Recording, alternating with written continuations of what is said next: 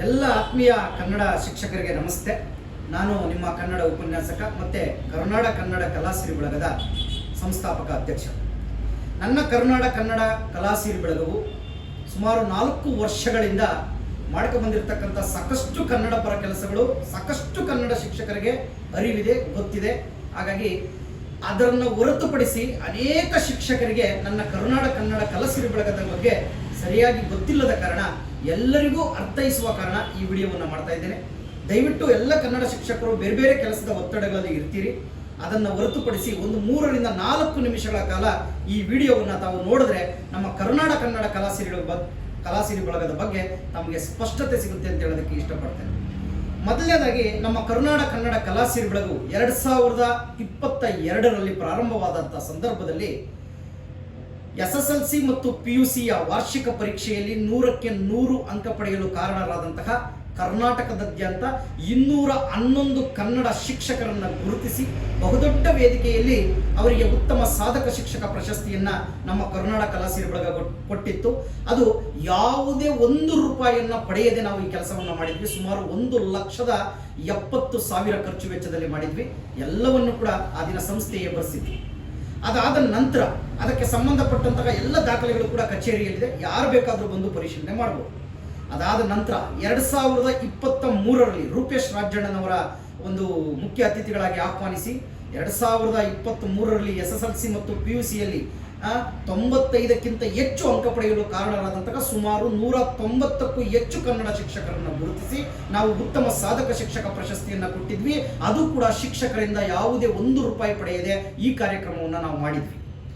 ಅದಾದ ನಂತರ ತಮಗೆ ಗೊತ್ತಿರ್ಬೋದು, ಲಕ್ಷಾಂತರ ರೂಪಾಯಿ ಖರ್ಚು ವೆಚ್ಚ ಆದಂಥ ಸಂದರ್ಭದಲ್ಲಿ ಕರುನಾಡ ಕಲಾಸಿರಿ ಬಳಗಕ್ಕೆ ಯಾವುದೇ ರೀತಿಯಾದಂತಹ ಸರ್ಕಾರದ ಹಣ ಆಗ್ಬೋದು, ಸಂಘ ಸಂಸ್ಥೆಗಳ ಹಣ ಆಗ್ಬೋದು, ಯಾವುದೇ ರೀತಿಯಾದಂತಹ ಹಣ ಬರೋದಿಲ್ಲ ಅಂತಕ್ಕಂಥದ್ದು.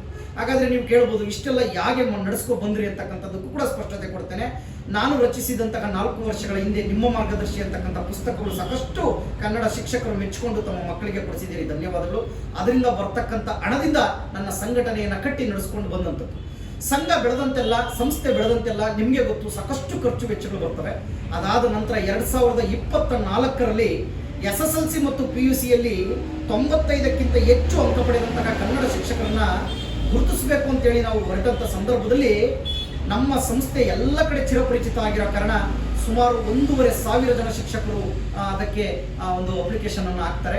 ಅದರಲ್ಲಿ ನಾವು 450 ಶಿಕ್ಷಕರನ್ನ ಗುರುತಿಸಿ 97-98ಕ್ಕಿಂತ ಹೆಚ್ಚು ಅಂಕಗಳಿರ್ತಕ್ಕಂಥ 450 ಕನ್ನಡ ಶಿಕ್ಷಕರಿಗೆ ಕಾರ್ಯಕ್ರಮ ಮಾಡೋದು ಕಷ್ಟ ಆಗುತ್ತೆ ಅಂತೇಳಿ ನಮ್ಮ ಗೌರವಾಧ್ಯಕ್ಷರಾದಂತಹ ಡಾಕ್ಟರ್ ಟಿ ಯಲ್ಲಪ್ಪನವರ ಮಾರ್ಗದರ್ಶನವನ್ನು ಪಡ್ಕೊಂಡು ಆ ಸಂದರ್ಭದಲ್ಲಿ 2024ರಲ್ಲಿ 450 ಕನ್ನಡ ಶಿಕ್ಷಕರಿಗೆ ಉಚಿತವಾಗಿ ಪ್ರಶಸ್ತಿ ಪ್ರಮಾಣ ಪತ್ರ, ಪದಕ ಜೊತೆಗೆ ಒಂದು ಕನ್ನಡ ಶಾಲು, ಒಂದು ಸನ್ಮಾನದ ಶಾಲು, ಇಷ್ಟನ್ನು ಅವರವರ ಶಾಲೆಗಳಿಗೆ ನಾವು ಪೋಸ್ಟ್ನ ಮುಖಾಂತರ ಕಳಿಸ್ಕೊಟ್ಟಿದ್ದೇವೆ. ಸ್ನೇಹಿತರೆ, ಒಂದೇ ಒಂದ್ಸಲ ಯೋಚನೆ ಮಾಡಿ, 450 ಕನ್ನಡ ಶಿಕ್ಷಕರಿಗೆ ಅವರವರ ಶಾಲೆಗಳಿಗೆ ನಾವು ಈ ಪ್ರಶಸ್ತಿ ಪ್ರಮಾಣ ಪತ್ರ, ಪದಕ ಮತ್ತು ಕನ್ನಡ ಶಾಲು, ಸನ್ಮಾನದ ಶಾಲುವನ್ನು ಪೋಸ್ಟ್ ಅಥವಾ ಕೊರಿಯರ್ ಮುಖಾಂತರ ಕಳಿಸಿದ್ದೀವಿ ಅಂದರೆ ಎಷ್ಟು ಲಕ್ಷ ರೂಪಾಯಿ ಇದಕ್ಕೆ ಖರ್ಚಾಗಿರ್ಬೋದು ಅನ್ನೋದನ್ನು ತಾವು ಯೋಚನೆ ಮಾಡಬೇಕು. ಇದ್ರ ಜೊತೆಗೆ ಸಂಸ್ಥೆಯಲ್ಲಿ ದುಡಿತಕ್ಕಂಥ ಸುಮಾರು 3 ಜನ ನನ್ನ ಕರುನಾಡ ಕಲಾಸಿರಿ ಬಳಗದ ಸಂಸ್ಥೆಯಲ್ಲಿ ಹೆಣ್ಣು ಮಕ್ಕಳು ಕೆಲಸ ಮಾಡ್ತಾರೆ. ಜೊತೆಗೆ ಉಪಾಧ್ಯಕ್ಷರಾದಂಥ ಮನೂರವರು ಕೆಲಸ ಮಾಡ್ತಾರೆ. ವಿಶೇಷವಾಗಿ ಮತ್ತೊಂದು ಹೇಳ್ತಾ ಹೋಗ್ತೇನೆ ನೋಡಿ, ನನ್ನ ಸಂಸ್ಥೆ ಪ್ರಾರಂಭವಾದಾಗಿನಿಂದ ಇಲ್ಲಿಯವರೆಗೆ ಸುಮಾರು 3,000ಕ್ಕೂ ಅಧಿಕ ಕನ್ನಡ ಶಿಕ್ಷಕರಿಗೆ, ಅದನ್ನು ಪಡ್ಕೊಂಡಂಥ ಶಿಕ್ಷಕರಿಗೆ ಗೊತ್ತಿರುತ್ತೆ, 3,000 ಅಧಿಕ ಕನ್ನಡ ಶಿಕ್ಷಕರಿಗೆ ನನ್ನ ಸಂಸ್ಥೆಗೆ ಯಾವುದೇ ಕನ್ನಡ ಶಿಕ್ಷಕರು ಭೇಟಿ ಕೊಟ್ಟರೆ ಅವರಿಗೆ ತಾಯಿ ಭುವನೇಶ್ವರಿಯ ಫೋಟೋ ಮುಂದೆ ಕುಳಿಸಿ ಅವರಿಗೆ ಒಂದು ಶಾಲುವನ್ನು ಒದಿಸಿ ಅವರಿಗೆ ಒಂದು ನೆನಪಿನ ಕಾಣಿಕೆಯನ್ನು ಕೊಟ್ಟು ಕಳಿಸ್ತಕ್ಕಂಥದ್ದು, ಗೌರವಿಸ್ತಕ್ಕಂಥದ್ದು ನನ್ನ ಸಂಸ್ಥೆ ನಡೆಸ್ಕೊ ಬಂದಿದೆ.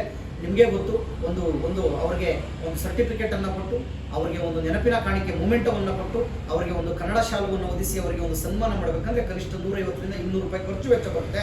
ಇಲ್ಲಿವರೆಗೆ 3,000 ಕನ್ನಡ ಶಿಕ್ಷಕರನ್ನು ನಾನು ಗುರುತಿಸಿದ್ದೇನೆ. ಅದಕ್ಕೆ ಸಂಬಂಧಪಟ್ಟಂಥ ಎಲ್ಲ ದಾಖಲಾತಿಗಳು ಇದೆ. ಇಷ್ಟೆಲ್ಲ ಕೇಳಿದ ಮೇಲೆ ನನ್ನ ಕನ್ನಡ ಪರ ಕೆಲಸಗಳು, ನನ್ನ ಸಂಸ್ಥೆಯ ಕೆಲಸಗಳು ತಮಗೆ ಇಷ್ಟ ಆಗಿದ್ರೆ ಮಾತ್ರ ತಾವು ನೋಂದಣಿ ಮಾಡ್ಕೋಬಹುದು, ಅಥವಾ ಸಾಧ್ಯವಿಲ್ಲದೆ ಹೋದರೆ ಉಚಿತ ನೋಂದಣಿಯನ್ನು ಮಾಡ್ಕೊಳ್ಬೋದು. ಎಲ್ಲ ನನ್ನ ಕನ್ನಡ ಶಿಕ್ಷಕರಿಗೆ ಧನ್ಯವಾದಗಳು. ಕನ್ನಡ ಪರ ಕೆಲಸಗಳು ನಡೆಯೋದಕ್ಕೆ, ನನ್ನ ಸಂಸ್ಥೆ ಇನ್ನು ಮುಂದೆ ಕನ್ನಡದ ಕೆಲಸಗಳನ್ನು ಮಾಡೋದಕ್ಕೆ ತಮ್ಮ ಸಹಕಾರ, ತಮ್ಮ ಪ್ರೀತಿ ಬೇಕೇ ಬೇಕು ಅಂತ ಕೇಳ್ತಾ ನನ್ನ 2 ಮಾತನ್ನು ಮುಗಿಸ್ತಾ ಇದ್ದೇನೆ. ಧನ್ಯವಾದಗಳು. ಎಲ್ಲ ಕನ್ನಡ ಶಿಕ್ಷಕರಿಗೆ ತಾಯಿ ಭುವನೇಶ್ವರಿ ಸುಖ, ಸಂತೋಷ, ನೆಮ್ಮದಿ, ಆರೋಗ್ಯವನ್ನು ಕೊಟ್ಟು ಕಾಪಾಡಿ. ಶಿಕ್ಷಕರೇ, ಈಗಾಗಲೇ ನಿಮ್ಗೆ ಗೊತ್ತಿರೋ ಹಾಗೆ ಈ ಒಂದು ಸಂಸ್ಥೆಯ ಬಾಡಿಗೆ ತಿಂಗಳಿಗೆ 18,000 ಅಂದರೆ ವರ್ಷಕ್ಕೆ ಕನಿಷ್ಠ 2 ಲಕ್ಷಕ್ಕಿಂತ ಜಾಸ್ತಿ ಬರುತ್ತೆ ಅನ್ನೋದು ತಮ್ಗೆ ಗೊತ್ತಿರ್ತಕ್ಕಂಥದ್ದು. ಅದ್ರ ಜೊತೆಗೆ ನಾವೊಂದು 30,000 ಈ ಇರ್ತಕ್ಕಂಥ ಕೆಲಸ ಮಾಡ್ತಕ್ಕಂಥವ್ರಿಗೆ ಒಂದು 30,000 ಸಂಬಳ ಕೊಡ್ತೀವಿ ಅಂತಂದ್ರೂ ಕೂಡ ನಾವು ಕನಿಷ್ಠ ನಿಮಗೆ ವರ್ಷಕ್ಕೆ ಏನಿಲ್ಲ ಅಂತಂದ್ರೂ 3 ಲಕ್ಷಕ್ಕೂ ಅಧಿಕ ಹಣವನ್ನು ಕೊಡಬೇಕಾಗುತ್ತೆ. ಟ್ರಸ್ಟಲ್ಲಿ ಕೆಲಸ ಮಾಡ್ತಕ್ಕಂಥವ್ರಿಗೆ ಪಾಪ ಅಲ್ಲಿ ಅವ್ರಿಗೆ ಸಂಬಳ ಜೊತೆಗೆ ಅಲ್ಲಿನ ಖರ್ಚು ವೆಚ್ಚಗಳು ಒಂದು 20,000 ಅಂದರೂ ಕೂಡ ಅದು 2 ಲಕ್ಷ 3 ಲಕ್ಷಕ್ಕಿಂತ ಅಧಿಕ ನಮಗೆ ಖರ್ಚು ವೆಚ್ಚಗಳು ಬರ್ತಕ್ಕಂಥದ್ದು. ಇಷ್ಟೆಲ್ಲ ಖರ್ಚು ವೆಚ್ಚಗಳನ್ನು ನಿಭಾಯಿಸೋದಕ್ಕಾಗಿ ನಾವೇನು ಮಾಡ್ತೀವಿ, ಆಗಾಗ ಕನ್ನಡ ರಾಜ್ಯೋತ್ಸವ ಕಾರ್ಯಕ್ರಮ ಆಗ್ಬೋದು, ವಿವಿಧ ಬೇರೆ ಬೇರೆ ಕ್ಷೇತ್ರದಲ್ಲಿ ಸಾಧನೆ ಮಾಡ್ತಕ್ಕಂಥ ಸಾಧಕರನ್ನು ಗುರುತಿಸ್ತಕ್ಕಂಥದ್ದಾಗ್ಬೋದು, ಈ ರೀತಿಯ ಒಂದು ಕೆಲಸಗಳನ್ನು ಮಾಡ್ತಾ ಅವರಿಂದ ಬರ್ತಕ್ಕಂಥ ಗೌರವಧನದಿಂದ ಈ ಒಂದು ಆ ಕಾರ್ಯಕ್ರಮದ ಜೊತೆಗೆ ಇಂತಹ ಸಣ್ಣ ಪುಟ್ಟ ಕೆಲಸಗಳಿಗೆ ಬಳಸ್ಕೊಳ್ತೀವಿ ಹೊರತು ಹಾಗೆ ನಡೆಸೋದು ಭಾಳ ಕಷ್ಟ ಆಗುತ್ತೆ. ₹1 ಸಂಪಾದನೆ ಇಲ್ಲದೆ, ಸರ್ಕಾರದ ಸಹಕಾರ ಇಲ್ಲದೆ, ಸಂಘ ಸಂಸ್ಥೆಗಳ ಸಹಕಾರ ಇಲ್ಲದೆ ಯಾವುದೇ ಕನ್ನಡ ಪರ ಕೆಲಸಗಳನ್ನು, ಸಮಾಜಮುಖಿ ಕೆಲಸಗಳನ್ನು ಮಾಡಬೇಕು ಅಂದರೆ ಅದು ತುಂಬ ಕಷ್ಟಕರವಾದ ವಿಚಾರ. ಹಾಗಾಗಿ ನೀವು ಕೊಡ್ತಕ್ಕಂಥ ಈ ಗೌರವಧನದಿಂದ ನಮ್ಮ ಸಂಸ್ಥೆಯ ಏಳಿಗೆಗೆ ಅದು ಸಹಕಾರಿಯಾಗುತ್ತೆ ಅಂತೇಳಿ ನಾನು ಭಾವಿಸ್ತೇನೆ. ಹಾಗಾಗಿ ನಾವು ಇಂದಿನ ವರ್ಷ 2025ನೇ ಸಾಲಿನಲ್ಲಿ ನಾವು ಒಂದು ಗೌರವಧನ ಅನ್ನೋದನ್ನು ಇಟ್ಟು ಕನ್ನಡ ಶಿಕ್ಷಕರಿಗೆ ಉತ್ತಮ ಸಾಧಕ ಶಿಕ್ಷಕ ಪ್ರಶಸ್ತಿ ಕಾರ್ಯಕ್ರಮವನ್ನು ಮಾಡಿದ್ವಿ. ಇಷ್ಟೆಲ್ಲ ಲಕ್ಷಾಂತರ ರೂಪಾಯಿ ಖರ್ಚು ವೆಚ್ಚ ಮಾಡಬೇಕು ಅಂದರೆ, ಸಂಸ್ಥೆ ಉಳಿಬೇಕು ಅಂದರೆ, ಮುಂದಿನ ದಿನದಲ್ಲಿ ಕನ್ನಡದ ಪರವಾದ ಕೆಲಸಗಳು, ಕನ್ನಡ ಸಮಾಜಮುಖಿ ಕೆಲಸಗಳನ್ನು ಮಾಡಬೇಕು ಅಂದರೆ ಒಂದು ಸಣ್ಣ ಮಟ್ಟದ ಗೌರವಧನ ಇಲ್ಲದೆ ಕಾರ್ಯಕ್ರಮಗಳನ್ನು ನಡೆಸೋದಕ್ಕೆ ಸಾಧ್ಯವಿಲ್ಲ ಗುರುಗಳೇ. ಎಲ್ಲರೂ ಅರ್ಥ ಮಾಡ್ಕೋಬೇಕು. ಕನ್ನಡ ಶಿಕ್ಷಕರು ಒಂದು ಕಾರ್ಯಕ್ರಮ ಮಾಡಬೇಕು ಅಂದರೆ ದಯವಿಟ್ಟು ಅರ್ಥ ಮಾಡ್ಕೊಳ್ಳಿ. ತಮ್ಮ ಬಳಿ ಫೋಟೋ ಮತ್ತು ಡೀಟೇಲ್ಸ್ನ ಅಂದರೆ ನಿಮ್ಮ ಮಾಹಿತಿಯನ್ನು ಕಲೆಕ್ಟ್ ಮಾಡ್ತೀವಿ, ಅದನ್ನು ಒಬ್ಬ ಡಿಸೈನರ್ಗೆ ಕಳಿಸ್ಕೊಡ್ತೀವಿ, ಅದನ್ನು ಅಲ್ಲಿ ಡಿಸೈನ್ ಮಾಡಿಸಿ ಮತ್ತೆ ಅದನ್ನು ನಾವು ಪರಿಶೀಲನೆ ಮಾಡಿ ಅದನ್ನು ನಂತರ ಅವಾರ್ಡ್ಗೆ ಕಳಿಸಿ, ಅವಾರ್ಡ್ ಮಾಡಿ ಒಂದು ಪೇಟ, ಶಾಲು, ಹಾರ, ಅವಾರ್ಡು ಜೊತೆಗೆ ಒಂದು ಆಡಿಟೋರಿಯಮ್ಮು, ಜೊತೆಗೆ ಬರ್ತಕ್ಕಂಥ ಕನ್ನಡ ಶಿಕ್ಷಕರಿಗೆ ಒಂದು ಉಪಹಾರ ಅಂದರೆ ಊಟದ ವ್ಯವಸ್ಥೆ, ಇದೆಲ್ಲ ಲಕ್ಷಾಂತರ ರೂಪಾಯಿ ಖರ್ಚು ಬರ್ತದೆ. ಆ ನಿಟ್ಟಿನಲ್ಲಿ ನಾವು ಒಂದು ಗೌರವಧನ ಅಂತಕ್ಕಂಥದ್ದನ್ನ ಇಟ್ಟಿರ್ತೇವೆ.